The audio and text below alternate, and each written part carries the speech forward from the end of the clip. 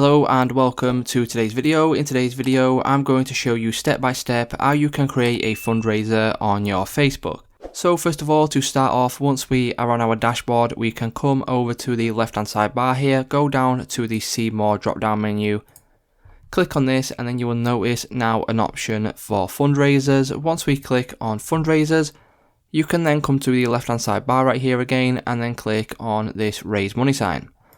Once we click on raise money, what you now need to do is you need to search for a charity of your choice.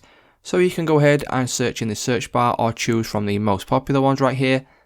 So for example, if I just click on this one for the example of today's tutorial, once I've done this, what I can do then is you can come down here and you can see the £0 of £150 raised, and you can change this on the left hand side bar here. So if I put in, let's say 1,000, as you can see, the 1000 has now changed on the main page right here. What you can also do is you can also change the currency. So click on the drop down menu and you can choose from all of the currencies available on the Facebook fundraisers.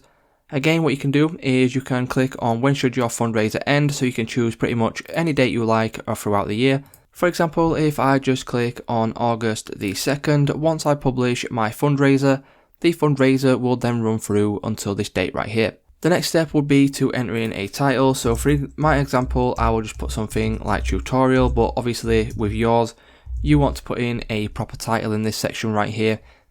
And then as you will notice, the next step will be to enter in a little description of about why you are raising money.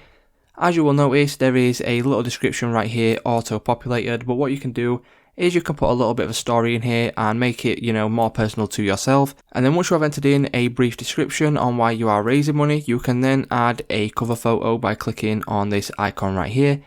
And you can also drag it to a reposition if you prefer to do that. Once you've done that, all you simply need to do is click on create.